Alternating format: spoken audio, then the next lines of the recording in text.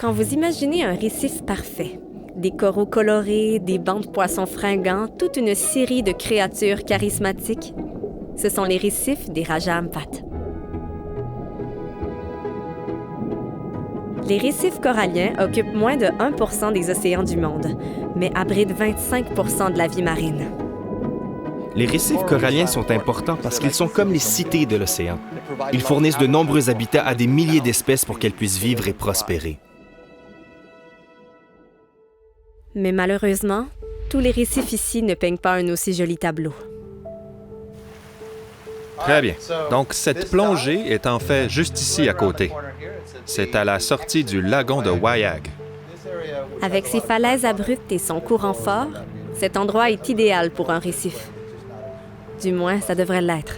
Je pense que la marée est probablement en train de finir de baisser. Mais si elle baisse, elle va quand même revenir par là. Et nous finirons par arriver à l'endroit où vous verrez aussi certains des dégâts causés par les anciennes bombes, n'est-ce pas? Au cours du dernier siècle, un appétit grandissant du marché mondial pour le poisson a poussé les récifs des Raja Ampat au bord du gouffre. Les pêcheurs ont essayé tous les moyens possibles pour attraper du poisson, y compris l'utilisation d'explosifs. La pêche à l'explosif a donc commencé en Indonésie juste après la Seconde Guerre mondiale. Et c'est en fait un moyen facile d'attraper beaucoup de poissons. Quand ils sont tous regroupés et qu'ils se nourrissent, vous lancez une bombe au milieu d'eux et...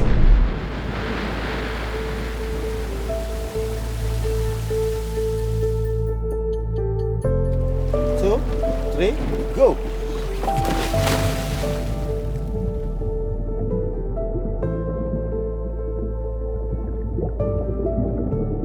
Ce récif devrait regorger de vie. Au lieu de cela, une grande partie du corail ici a disparu. Une ville de la mer rasée, sans trait ni particularité. Nous avons vu ces cratères et ces champs de décombres. Ça vient de la pêche à l'explosif. C'est une façon de pêcher. On obtient beaucoup de poissons rapidement. Mais c'est aussi une façon de tuer le récif qui fait vivre les poissons. C'est la technique de pêche la plus destructrice que nous ayons en Asie du Sud-Est. Il s'agit essentiellement d'une technique de pêche ponctuelle, une seule fois, et puis on ne peut plus pêcher. Et si c'est fait à répétition dans un endroit, nous parlons de 50, 100, 200 ans avant un rétablissement. 200 ans? Pourquoi cela prend-il autant de temps? Eh bien, pour répondre à cela, nous devons d'abord savoir comment un récif se forme.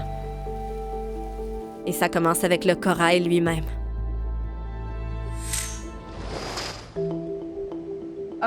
Un corail est ce que nous appelons un organisme modulaire. Un corail existe donc grâce à des centaines de différents polypes qui constituent l'animal corallien. Les polypes coralliens peuvent se reproduire individuellement de façon asexuée, c'est-à-dire qu'ils se clonent, ce qui crée une colonie. Certains coraux peuvent également former une sorte de squelette, fait de carbonate de calcium, couche par couche au fur et à mesure de leur croissance. On les appelle généralement des coraux durs, et ceux-ci sont très importants car ils fournissent une grande partie de la structure du récif sur laquelle d'autres organismes peuvent vivre. Ainsi, sur un récif de corail, nous pouvons avoir des éponges, des coraux durs, des coraux mous, des palourdes géantes et des rochers incrustés d'une multitude d'algues différentes. Un récif corallien est donc en fait composé de milliers d'espèces différentes et c'est l'un des écosystèmes les plus biodiversifiés de la planète. Mais les coraux constructeurs de récifs grandissent lentement, très lentement.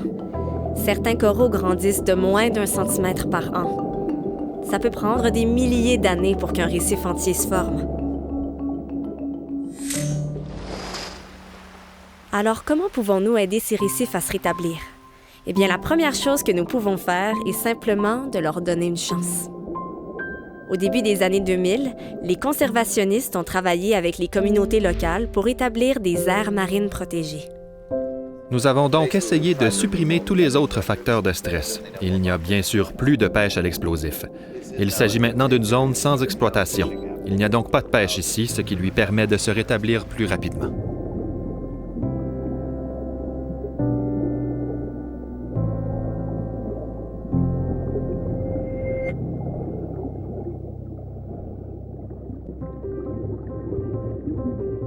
En regardant de plus près le site des explosions, il est clair que les efforts portent leurs fruits. Des formes de vie ont déjà commencé à s'y installer.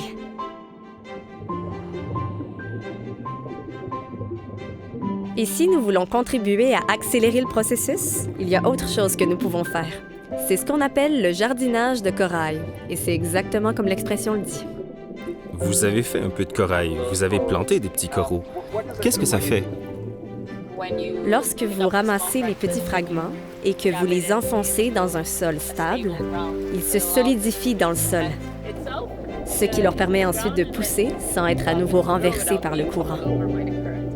C'est donc exactement comme planter un jardin. Oui. Et vous devez vous assurer qu'il prenne racine et qu'il pousse vers la lumière du soleil. C'est ce que vous essayez de faire. Oui, c'est ça. Je n'ai pas vraiment le pouce vert sur Terre, mais je suppose que j'ai le pouce bleu. Je dirais simplement que si vous donnez une chance à la vie, elle se rétablira de façon étonnante.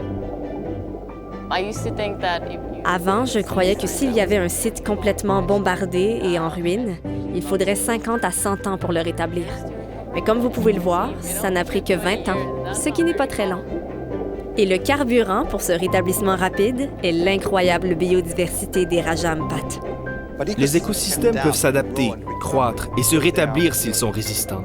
L'ingrédient clé de la résilience est la biodiversité.